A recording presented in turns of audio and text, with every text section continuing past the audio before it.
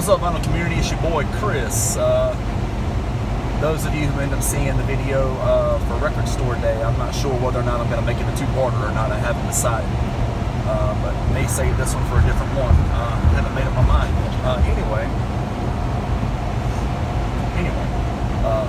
Yesterday, so I'm at Lunchbox Records, standing in line, and I get up there and I put my jazz stuff up there, and Scott, the owner of Lunchbox, you know, again, I've been shopping at Lunchbox for years. He and I usually at least have a small conversation if they're busy, a longer conversation if they're not as busy. Yesterday was a smaller conversation. He had saw my stack, and he pointed at one sitting behind the counter. He goes, "You didn't get that one?" And I looked at it, and I was like, I don't know what it is. He goes, "Dude, it's killer. You dig it." And I was like, okay. I said, "That sounds cool, man. I'll keep that in mind." And checked out. To be completely honest with you, what I was thinking in my mind is, man, I hadn't been to Noble yet. I have no idea just how much original jazz they got up there that I don't have. I really want to save my money for just in case. I'm never going to want to miss out on originals because I bought a reissue. Ever. That's just ever. So it turns out I went to Noble, and by the way, had amazing stuff yesterday. Amazing stuff. So much amazing stuff. But jazz for days. It's probably the best jazz I've ever seen just in one shop, especially in the Carolinas, in one day ever in my life. Thing is I had most of it. It's the thing. There was a few of those 10 inches I didn't have, and by the way, Dylan, if you're watching this, I'm coming back to it at some point. Some of those 10 inches I didn't have, but most of the other 12-inch LPs I already had. But it's okay because my boy Josh took care of that. My boy Josh snagged several $100s worth of fire. So, and by the way, there's still more left. At least there was when I left yesterday. So you guys get up here and get on it. But I left, didn't think of nothing about it. And when I got back home, because again, this will be putting more context once you guys see the rest of the other video. But I know that yesterday I just wasn't feeling my best at all, and I've kind of had that problem a lot lately. But different story for a different day. Hadn't slept much lately, and the night before last was no exception, and the night before that was no exception. So I ran on a couple of days of absolutely no sleep. So yesterday I didn't have it. I didn't let it stop me. I soldiered through, got my RSD stuff that I wanted, got some stuff for some buddies, got some great stuff from Dylan at Noble Records, snagged one that I've been looking for years. So it was a great day. But the guys decided to go back to the house and have a cookout and a pool party, and I wasn't feeling up to it. So that sucks. Yeah, they kept on having a blast, and I went back home, put on pajama pants, and laid around the house all day.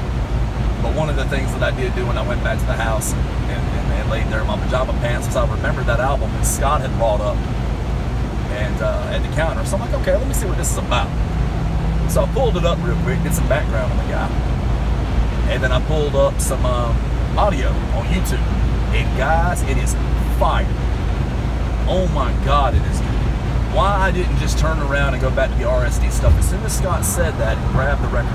Guys, when you've built up a rapport with your record store owners, they know your taste, they know what you like, you know them, they know you, and they throw you one that maybe you don't know so much about, but they know your buying habits, and they know what you buy, they know what you like. Maybe listen to them, or at least step off to the side real quick and stream it real quick, and then turn around and go get it. So I got lucky, because I immediately hit Scott up at Lunchbox on Instagram DMs and was like, "Dude, I got home and streamed that album. Fuck, it's good. Like, do you have any left?" And it was like, "Yeah, you know, not many people know about the guy. I got some left." Awesome. So they went on sale 6:30 last night online. So literally at 6:30 I logged on and went ahead and ordered myself a copy. And because I don't know when it is, I'll have enough time to go back, today being the last day I might have for a while, I'm running back up here to Lunchbox here when they open in 30 minutes, and I'm going to snag myself a copy of that bad boy. It's already pre-ordered. It's just waiting for me to come pick it up. And then, of course, I'm sure I'll look around. No reason to go all the way up there for nothing. And we'll see what happens. But I'll be talking to you guys about that album here soon. The videos are probably going to have to be two-parts. That first video, just me and Josh flapping our gums, was alone. But I'll talk to you guys here soon. What's up, vinyl community? It's your boy Chris coming at you live from the Magic School Bus, aka the yellow pickup truck that I'm currently bothering. I probably am bothering actually by talking so much shit about it, but borrowing. So the day after record store day, and make it up here yesterday again. You guys caught the story in the intro. So I get up here, pick up my record, went digging a little bit more, and guys, literally, I got to tell you, Lunchbox was overwhelmed with RSD orders and stuff like that. These guys here at Lunchbox, these are hardworking people, guys. These are hardworking people. These people are getting it, and God bless them. So I picked up my online order, which was the one that I was most excited about. After finding out about it, of course. Guess I don't need this receipt anymore. Salah Ragab and Cairo Jazz Band, Egypt Strut, definitive edition of 1974 Egyptian Jazz Classic.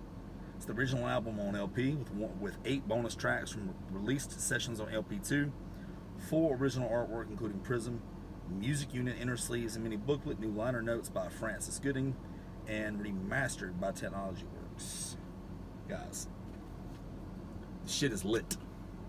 I don't know any other way to put it.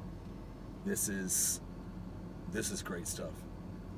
This guy had songs covered by Sun Ra, collaborated with Sun Ra, several other. In 1974, I believe, original release. Guys, this shit is lit.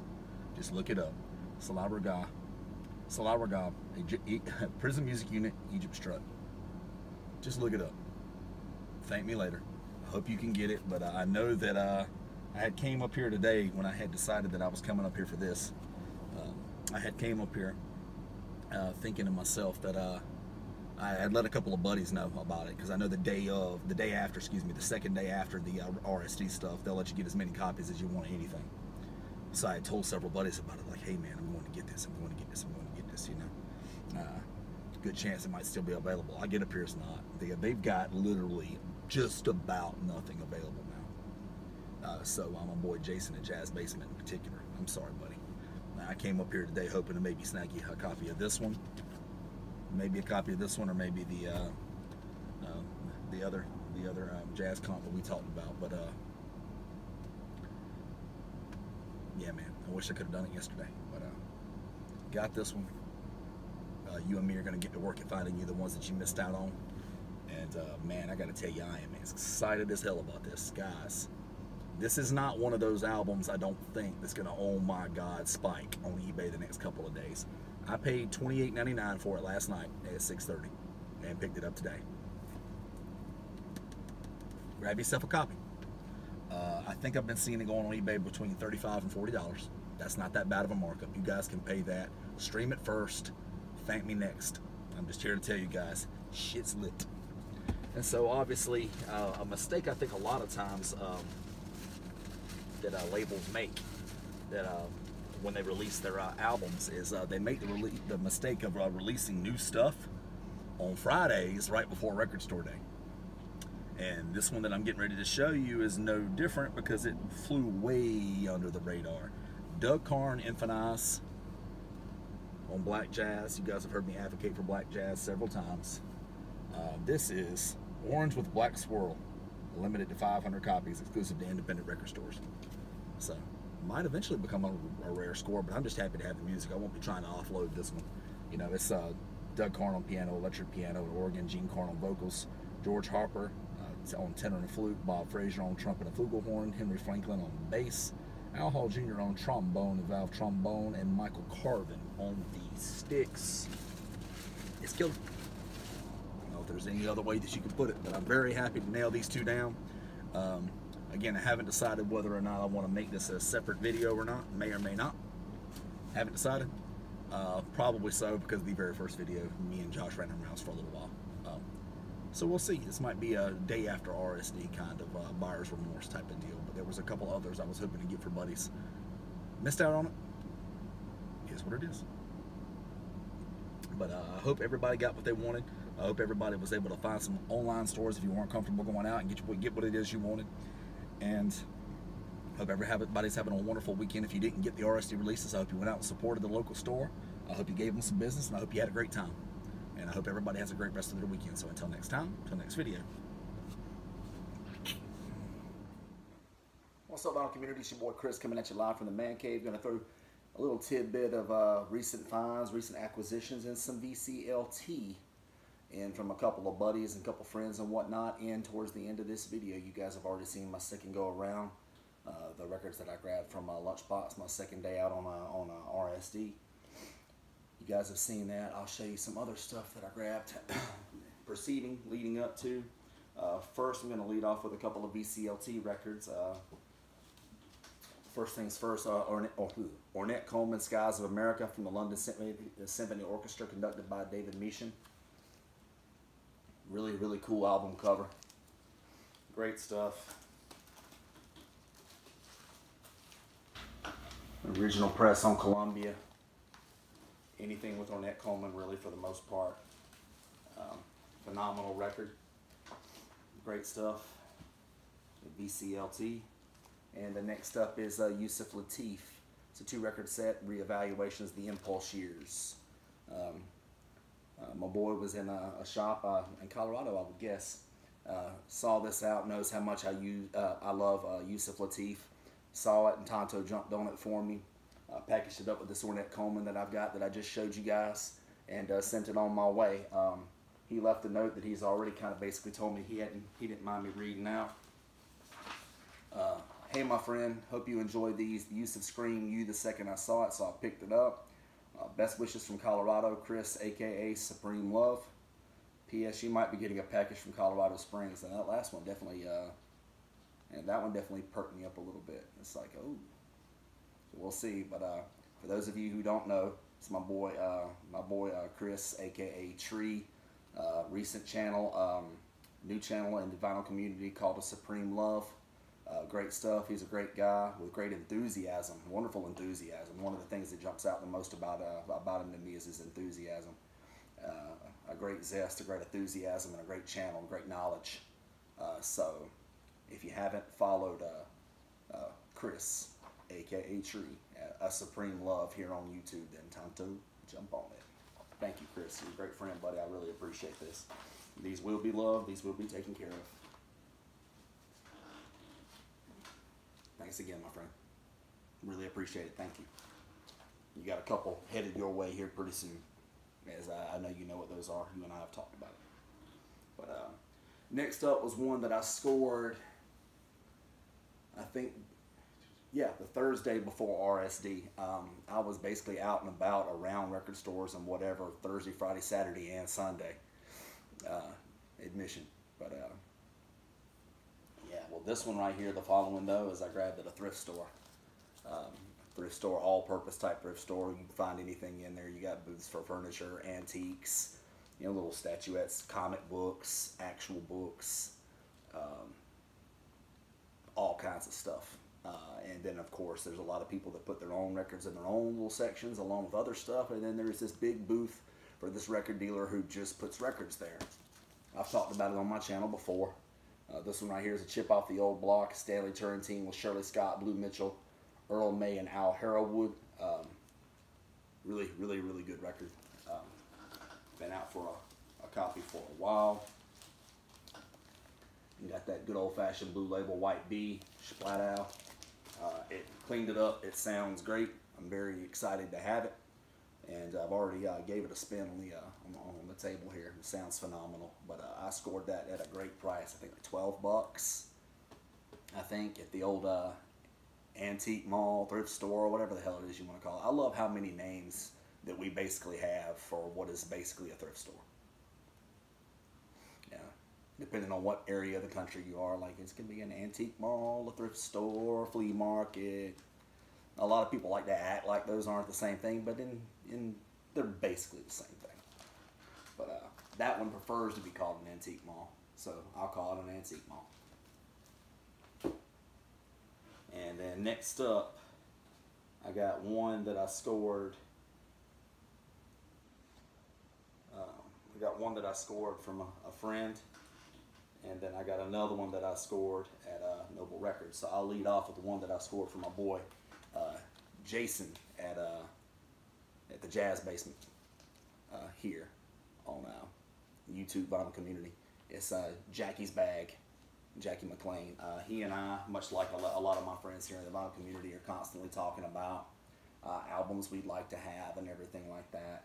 And then sometimes, you know, a lot of us will have those placeholder pressings. And, you know, Jason's one of those guys that he's got those placeholder pressings, and he gets the new pressings in. He gets his original copy in, and he usually wants to gift, you know, his placeholder copy to a friend that he knows has been looking for a copy. And I was the one who reaped the benefits of this one. My boy Jason, you lucky bastard, you got I think original either stereo or mono. Jason, you can correct me in the comments, of Jackie's Bag. Very excited about it, and so hit me back up like, you still looking for a copy of Jackie's Bag?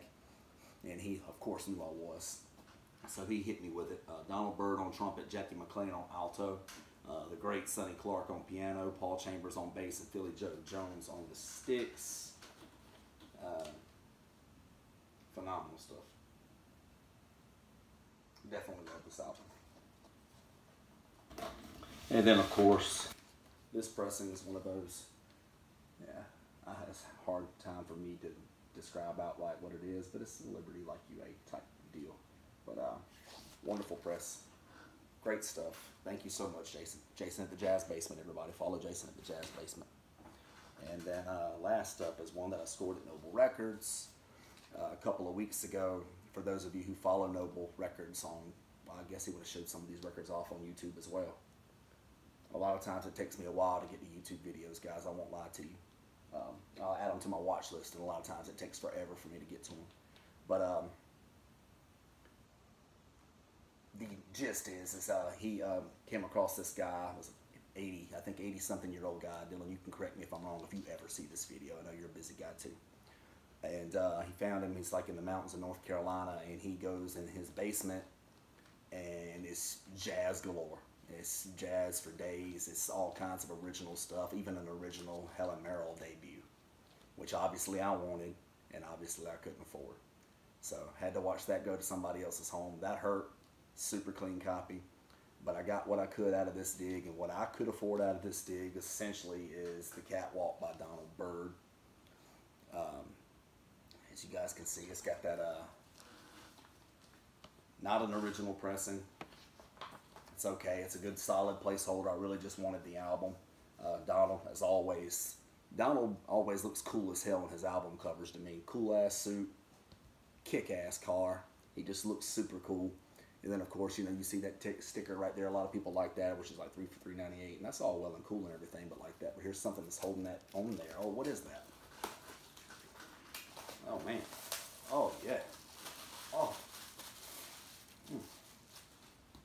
Now it looks like a record. Yeah, Donald Byrd on trumpet, Pepper Adams on baritone sax, Duke Pearson on the keys, Layman Jackson on the bass, and Philly Joe Jones on the sticks. Phenomenal album. It's again, as I said a minute ago, not an original pressing. It's one of those Blue Label Black Bees, but super clean, super solid copy. Will totally hold me until the day comes that I scratch that original off. So wonderful stuff. So for those of you watching, the end of this video, as you guys can see, I went had a return trip to Lunchbox for my for a RSD pickup and an additional pickup, and then I figured why not tag this on the top of the back end of the video, so that I can show you guys what I've been getting in here in the man cave. But there it is. Hope everybody got what they wanted on RSD. Hope everybody's been getting great records in. Hope everybody's having a great week. I think, what's today? Wednesday. Hell, I don't know. But I hope everybody's having a great week. Until next time, until next video, keep dropping that needle, you guys.